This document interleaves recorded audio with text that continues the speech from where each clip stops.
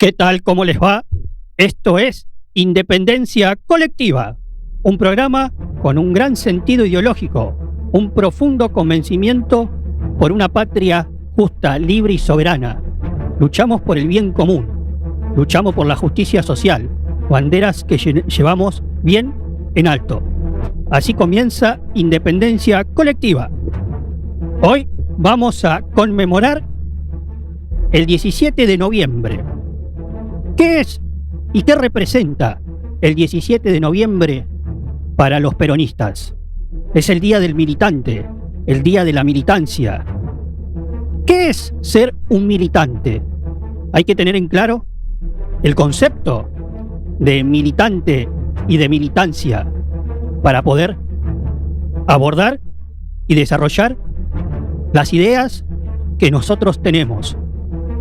Un militante es aquel que mediante una ideología política, social, se encuentra convencido por una filosofía de vida y que la lleva a la práctica a través de la militancia política, social, gremial o sindical.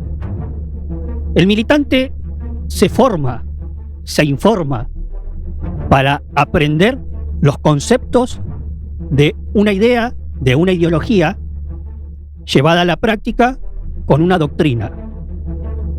El militante transmite, enseña, forma. ¿Qué es lo que enseña y qué es lo que forma? ¿Y qué es lo que transmite? Transmite su ideología. ¿Para qué? Para el bien común. ¿Qué es nuestra ideología representa?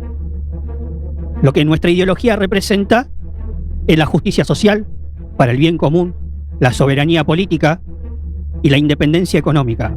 Esos son los pilares en los que nosotros nos basamos para poder transmitir una idea política.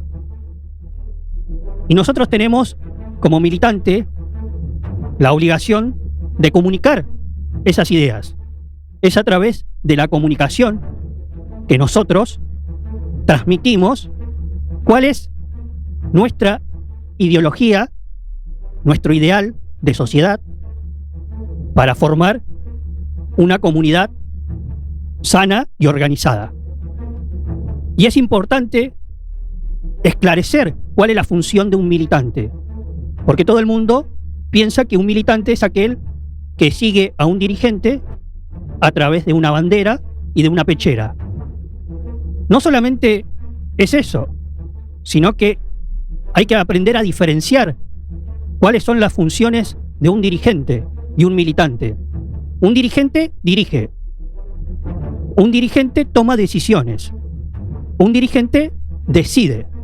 Y un militante comunica, transmite, se forma, se informa para aprender y enseñar. Esa es la función de un militante, comunicar su ideología. Y eso es lo que tenemos que tener en claro como conceptos básicos. ¿Y por qué conmemoramos el 17 de noviembre los peronistas? ¿Qué conmemoramos esa fecha?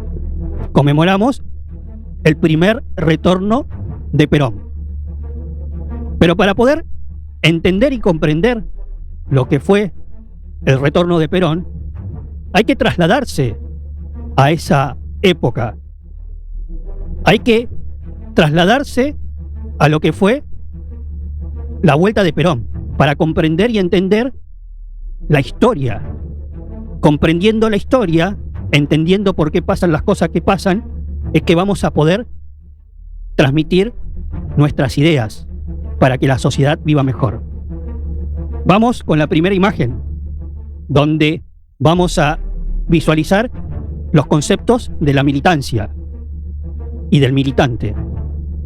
Y se me llenan los ojos de lágrimas y de orgullo por lo que pretendo representar: la dignidad de un pueblo que lucha por su felicidad. Y eso lo hace a través de una conciencia social donde se vele por el bienestar de la patria y el bien común. Y tengo miles de anécdotas para contar como militante político. Uno de ellos es cuando yo era más joven, adolescente, y participaba en las marchas que hacían la sociedad, el pueblo, del peronismo.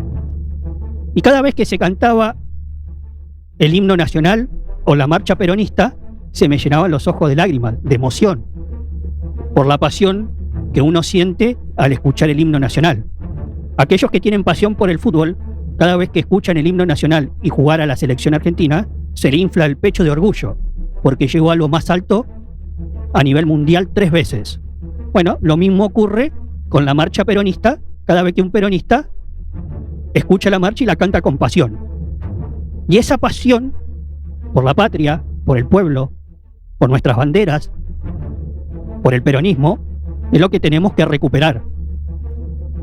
Cada vez que yo participaba de alguna marcha y se cantaba la canción del peronismo, veía a mi alrededor compañeros militantes, algunos emocionados y otros tantos distraídos. No le prestaban atención, no les importaba, no sabían por qué estaban movilizando ni por qué estaban luchando. Y ese desconocimiento social se generalizó hasta que llegamos a este momento donde uno no interpreta cuál es la función del militante ni del dirigente y descree de la política, de los políticos y de la democracia, porque no le brinda soluciones a sus reclamos y a sus problemas. Y la política debe estar para brindar soluciones que beneficien al pueblo, no solo a un sector. Y esa dirigencia tiene que estar convencida de por qué lucha, cuál es el camino, cuáles son las ideas que representa. Recuerdo en algún momento de mi juventud que me acerqué a un dirigente político y hablaban de algunas cooperativas.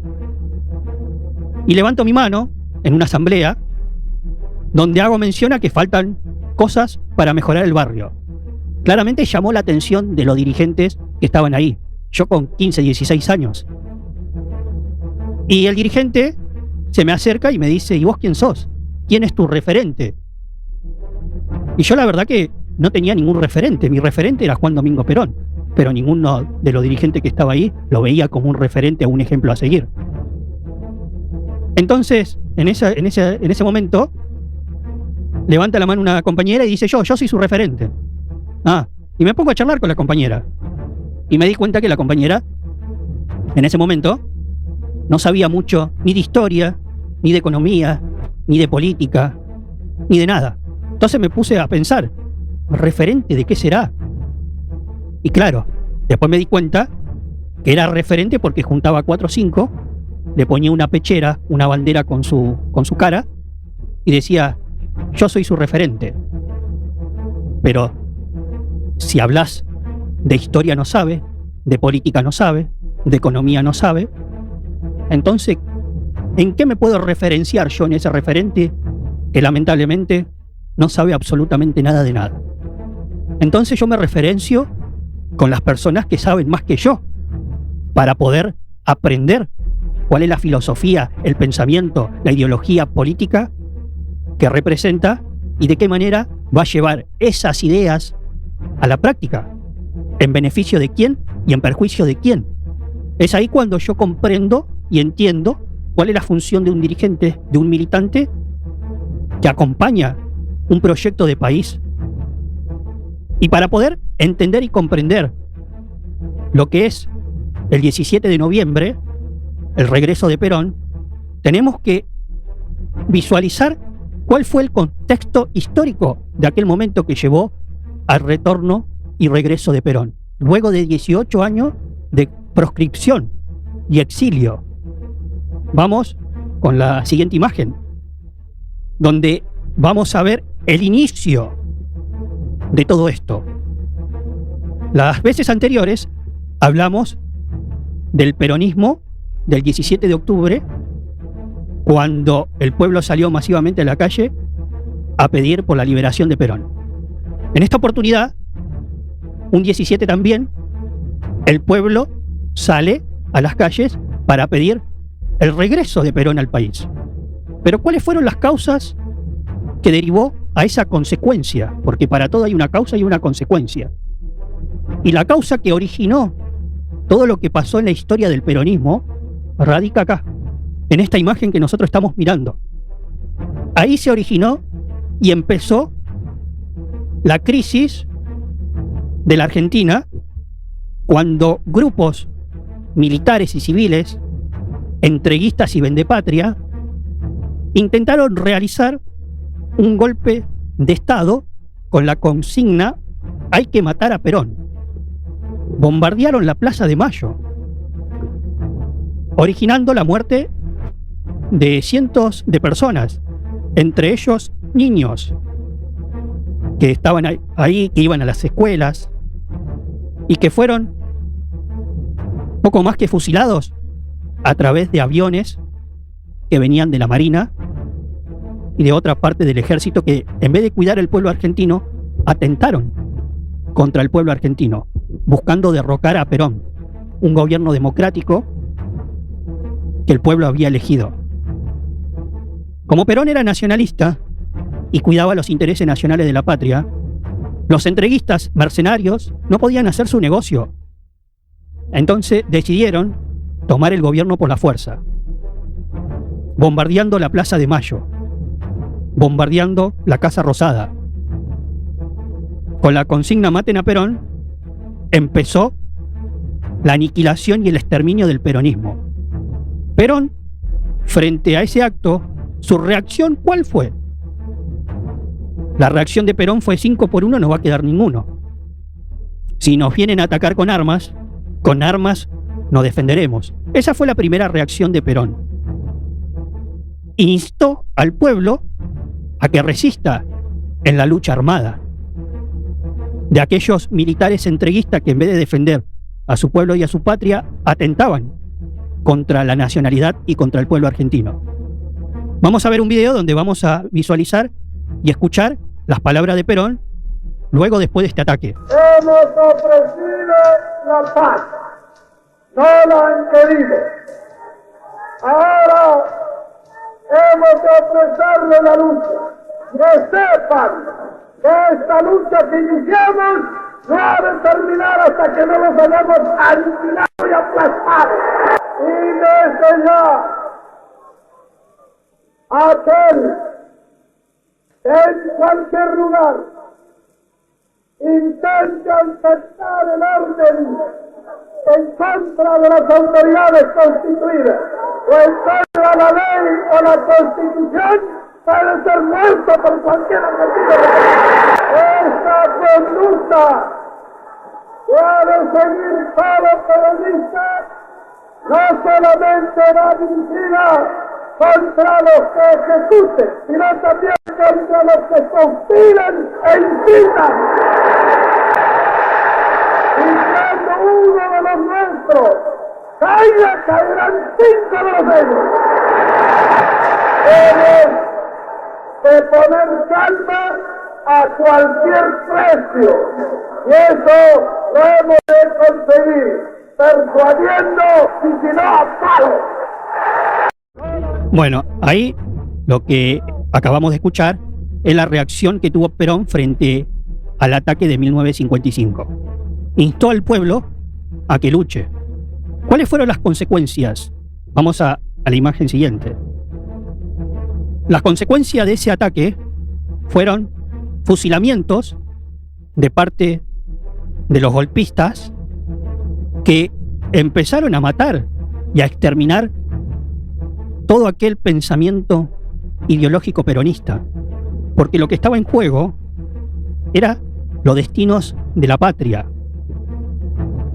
Entonces los militares, los golpistas entreguistas, empezaron a fusilar a los generales, a los tenientes, a los coroneles que estaban con Perón. Y empezó una persecución y una lucha armada desigual, porque no es lo mismo el pueblo civil armado que un ejército armado. El ejército tiene todo el poder para poder justamente aniquilar a los civiles que no tienen preparación militar ni armamento para defenderse. Y a través de este golpe se clausuró el Congreso Nacional. Se empezaron a perseguir a los militantes políticos. Se empezaron a perseguir a los dirigentes. Se clausuró todo acto eleccionario. El pueblo no podía votar. Se intervino la CGT. Se disolvió la CGT. Empezaron a perseguir dirigentes sindicales y gremiales. Empezaron a fusilar y a matar a todo aquel que tenía una insignia con Perón o del peronismo. Quemaron iglesias, quemaron instituciones sociales, comedores.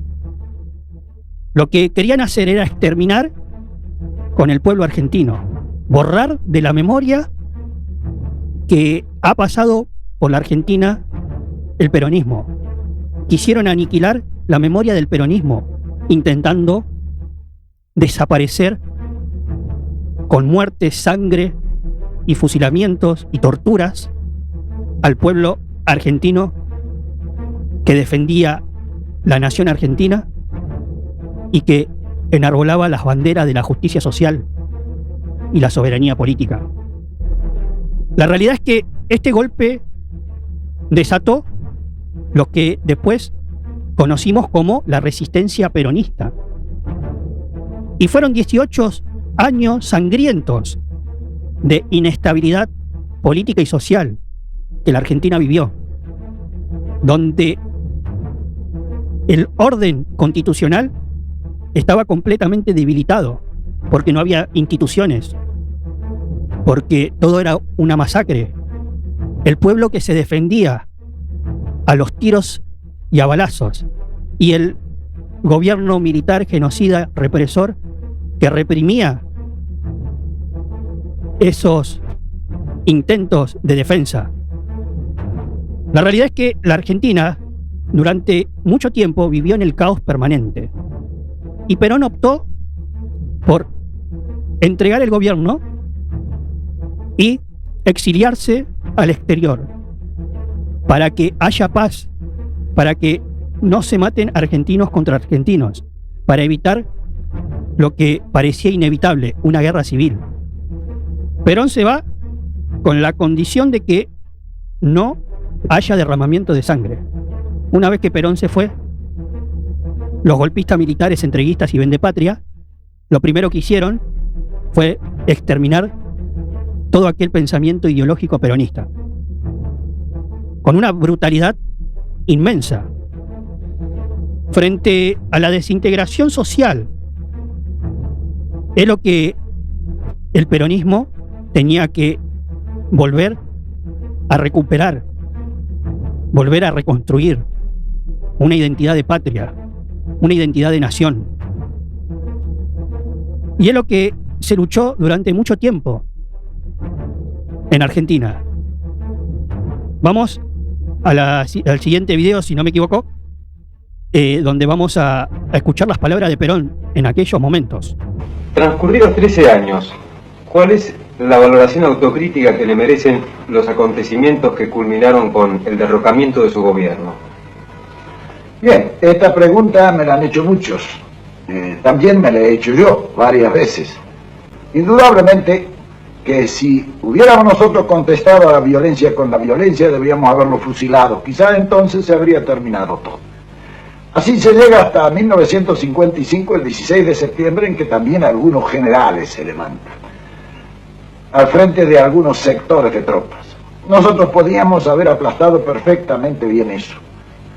Yo recuerdo que en una reunión que tuve con mis asesores directos en la Secretaría de la Presidencia de la República, el general Sosa Molina, que era el secretario militar de la Presidencia, me dijo: si yo fuera Perón, pelearía. Yo le contesté: si yo fuera Sosa Molina, también pelearía. pero sobre mis espaldas pesaban una grave responsabilidad que yo debía defender en ese momento con toda mi autoridad. Es así que yo no resolví hacer nada. Pensé que en la nación nada hay superior a la nación misma. Y frente a la posible depredación violenta de todas las que veníamos realizando durante 9 años, era preferible ceder. Yo por mí no quería llevar a la República a una guerra civil ni a una lucha correcta. En consecuencia, lo que quedaba por realizar era simplemente dejar que ellos hicieran lo que quisieran. Si el justicialismo tenía razón, iba a volver. Y si no tenía razón, quizás era mejor que no volviera. Han pasado casi 13 años desde ese momento. Indudablemente que el tiempo me ha hecho cambiar de opinión. Hoy creo que cometí un grave error. Yo debía haber decretado la movilización, comenzar por fusilar a todos los generales rebeldes y a todos los jefes y oficiales que estaban en la traición y dominar esa revolución violentamente como violentamente nos querían arrojar del poder. Si en este momento tuviera que hacerlo, lo haría. Porque ahora sé lo que entonces no sabía. Que esa gente llegó para hacer el más grave daño que se le pudo haber hecho al país. Yo nunca pensé que pudieran haber argentinos tan poco patriotas que podrían haber conducido el país a donde lo han conducido. Por eso, después de estos 13 años, hoy me afirmo en la necesidad de haber exterminado al enemigo, porque no era el enemigo nuestro, era también el enemigo de la República. Y así pasaba Perón, hablando, después de 13 años, de lo ocurrido en 1955. Vamos con la imagen siguiente, donde vamos a visualizar los diferentes presidentes que pasaron por Argentina después de Perón. Para poder entender y comprender lo que fue aquella época de fusilamiento, muertes, tortura, sindicatos intervenidos, se quemaban libros de Perón, no se podía pronunciar la palabra Perón, con el peronismo proscripto, no había elecciones, el país era un caos, era ingobernable, no existía la gobernabilidad.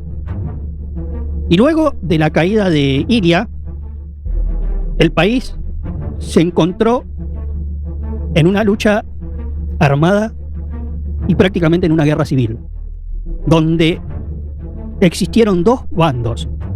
Se dividió el país. Estaban los que luchaban de manera poco más que clandestina y querían recuperar la democracia a través de las armas violentamente, como Perón instaba, y estaban los que a través de negociaciones querían el retorno de Perón y luchaban por ese retorno. Vamos con la otra imagen, donde vamos a ver que Rucci se quedó con la foto del retorno de Perón. Aquel 17 de noviembre llovía en Ezeiza, estaba junto a Héctor Cámpora y a Val Medina. ¿Y quién eran esos dirigentes? Hay que comprender y entender cuál era la función que tenían cada dirigente. Y Rucci era secretario general de la CGT, proveniente de la UOM, de la Unión Obrera Metalúrgica, y se diferenciaba de su contrincante, que en ese momento era Bandor. Los dos representaban el ala conservadora del peronismo, el ala negociadora del peronismo. Pero Rucci, a diferencia de Bandor, Bandor quería un peronismo sin Perón.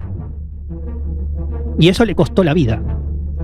Y Rucci quería un peronismo con Perón, que también le costó la vida. Pero entre la CGT, que históricamente siempre se dividió entre el ala combativa y el ala negociadora, conservadora, existía en el medio la política, que en ese momento se referenciaba por el tío Héctor J. Cámpora. ¿Y quién era el tío Cámpora? Era la mano derecha de Perón. Para muchos, la mano izquierda. Representaba el ala izquierdista del peronismo. Cámpora se rodeó de la juventud peronista. Con el apoyo de Perón, llegó a la presidencia. Héctor Cámpora, para muchos, fue leal a Perón, porque estuvo desde los comienzos del peronismo. Fue diputado nacional, periodo que cumplió del 45 al 51. Fue presidente de la Cámara de Diputados en aquella época.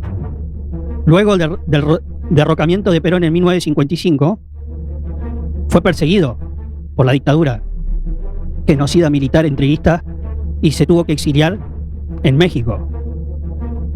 Luego de estos 18 años, también realizó acciones para que Perón regrese al país. Y es ahí donde se disputa el poder en Argentina, donde hay un ala conservadora negociadora que lleva adelante Rucci con el peronismo y la juventud peronista, que era representada por Cámpora. La realidad es que la CGT quería más representación política, sindical, en las instituciones y en las listas partidarias. Y Perón optó por la renovación del peronismo y el trabajamiento generacional. Y apoyó a Cámpora, que ganó con el 52% de los votos. Al grito de se va a acabar la burocracia sindical, Cámpora y Solano Lima, que era la fórmula, gana con el 52% de los votos. Parecía que se normalizaba un poco el país con la vuelta de Perón, pero fue muy resistido por el ala conservadora de la CGT, que lo que quería era imponer a Isabel Perón como compañera de fórmula y que Perón sea el presidente. Y en ese momento empezó a sobresalir la figura de López Rega.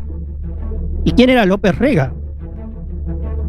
López Rega era un policía federal que comandó y organizó a la AAA para exterminar al comunismo o al marxismo, que en aquella época se empezaba a desplegar por toda América Latina. Y con la excusa de que hay que exterminar al comunismo y al populismo, ideó y creó la AAA, que eran personas civiles, militares, compuesta por ex policías, que agarraban y mataban a todo aquel que se identificara con el peronismo, con la JP, con Montoneros. Y empezó una guerra civil otra vez en Argentina, pero esta vez por la disputa del poder. Y Perón tenía que mantener un equilibrio entre la juventud peronista, que quería tomar el poder a través de las armas, y la CGT o los trabajadores, que querían más representación política dentro de las instituciones. Fue así a que llegamos a la siguiente imagen que vamos a ver ahora, donde se empezó a plantear la idea de la patria socialista o la patria peronista. Y en aquel acto del 1 de mayo, Día del Trabajador de 74, Perón se ve desbordado por la sociedad y el pueblo y llama a los jóvenes, identificados en su gran mayoría por montoneros, estúpidos imberbes. Y Montoneros, en aquel acto, se retira de la plaza. Muchos dicen que Perón los echó de la plaza. Personas que estuvieron ahí dijeron que Montoneros se retiró de la plaza antes que terminara Perón de hablar. ¿Por qué? Porque le cantaban: ¿qué pasa, general, que está lleno de gorilas el gobierno popular? Y a su vez le cantaban: yo te daré, patria hermosa, te daré una cosa que empieza con P, Perón. Entonces Perón tenía que buscar un equilibrio entre dominar a través de la fuerza o dominar a través del diálogo y las palabras. López Rega tomó el gobierno una vez que Perón fallece, y el clima se enrareció y se multiplicó por 100 todo lo que antes había pasado. Isabelita no tenía la fuerza suficiente para poder enfrentar esta situación, y López Rega había hecho alianzas con la CGT y con los militares para poder controlar y tomar el gobierno.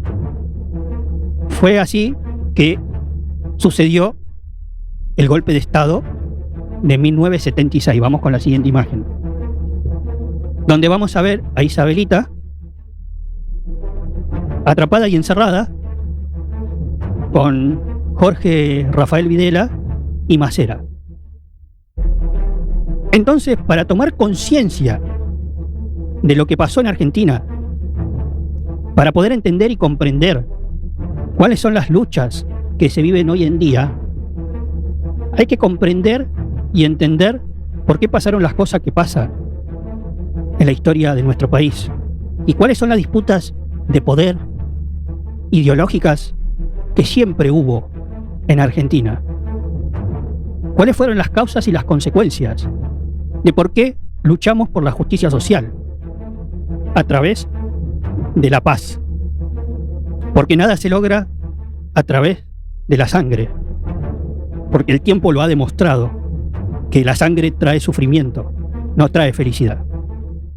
Entonces tenemos que lograr volver a interpretar a ese pueblo que espera de los dirigentes políticos que representen ideales en beneficio de la patria, del pueblo y de la Argentina.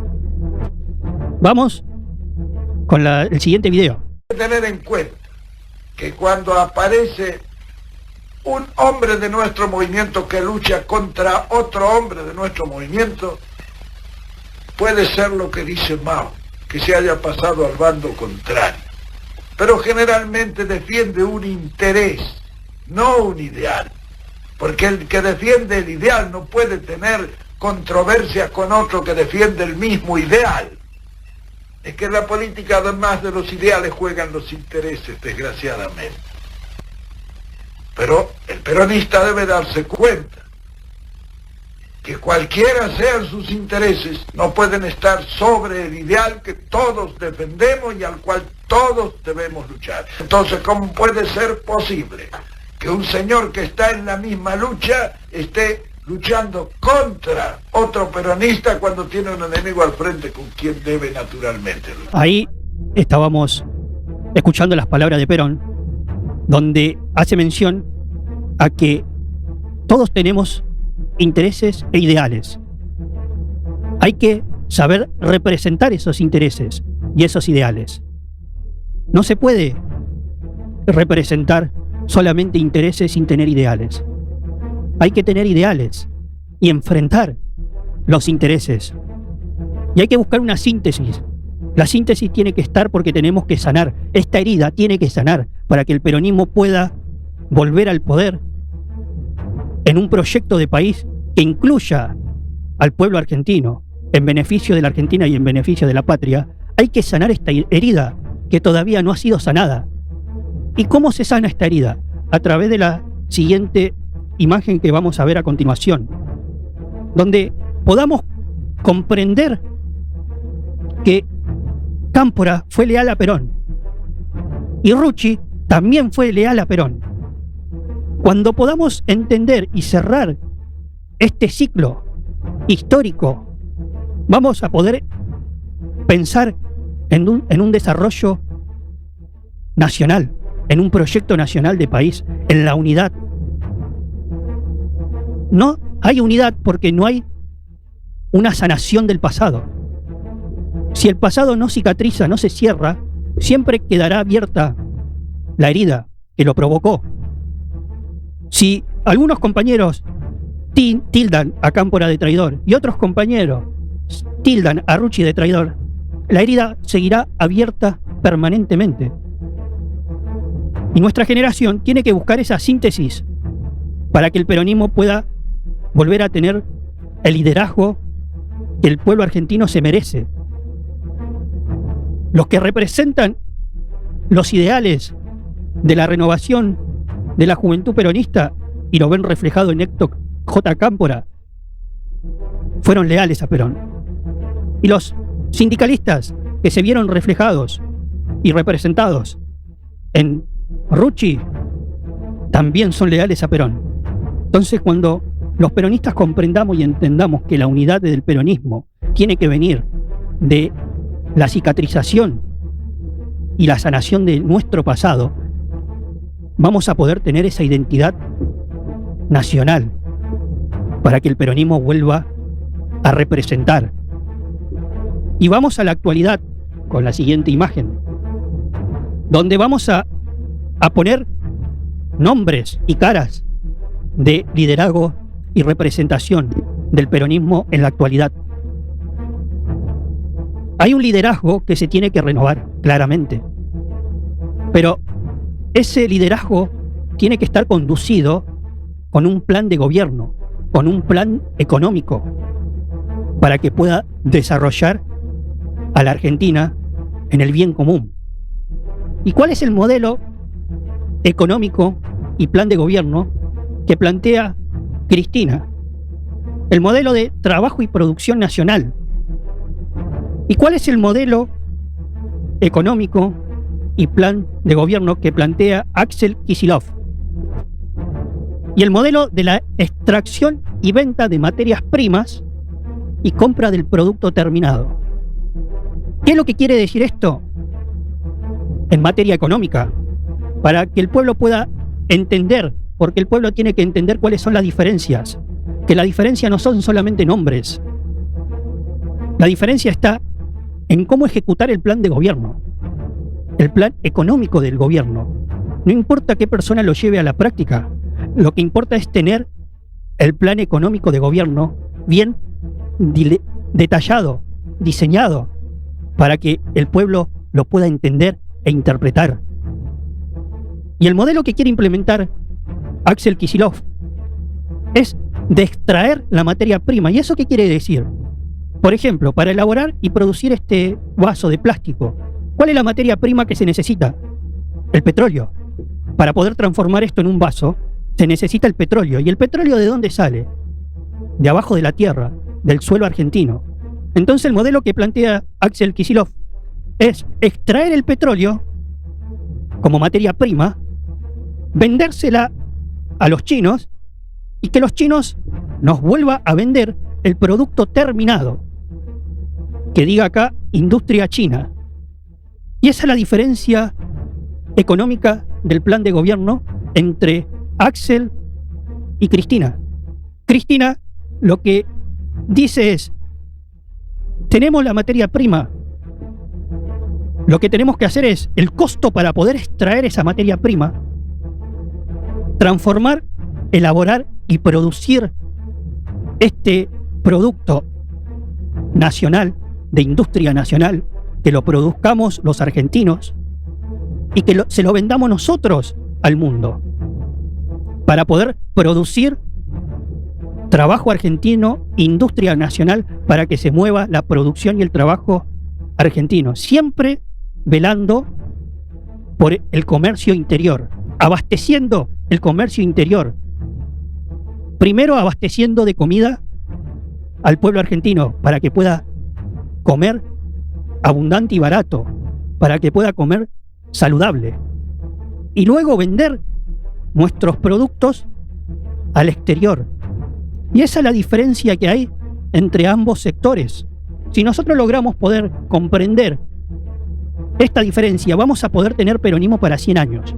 Cuando esta diferencia se aclaren y se esclarezca al pueblo cuál es el modelo económico productivo de trabajo e industria nacional que tiene la Argentina, que le ofrece el peronismo al pueblo, el pueblo lo va a apoyar porque lo entiende, lo comprende.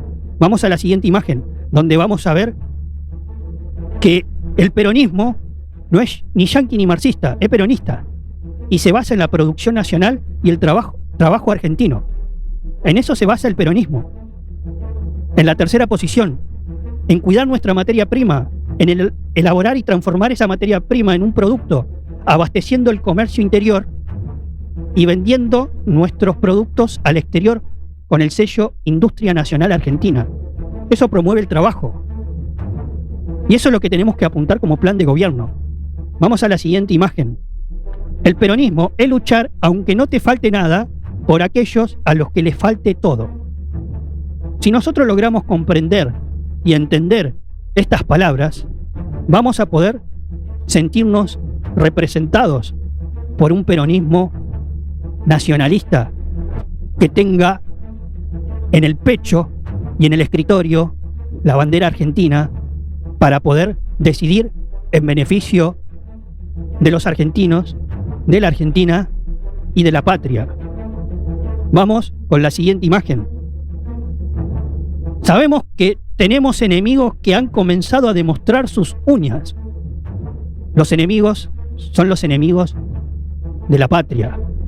Los lamelas, los Svesen, que dicen que ahora no necesitan armas para invadir nuestra nación. Simplemente compran nuestro futuro a través de la economía que ellos manejan. También sabemos que tenemos a nuestro lado al pueblo. Un pueblo que se encuentra dormido, desinformado y desinteresado. Hay que ofrecerle a este pueblo la iniciativa, el entusiasmo y el orgullo de pertenecer a la nación argentina, el orgullo de pertenecer al peronismo, que se sienta representado. Cada uno de nosotros tiene que ser un predicador, un divulgador, un comunicador, para poder transmitir, explicar y enseñar las ideas del peronismo, que no es más que la justicia social, la soberanía política y la independencia económica.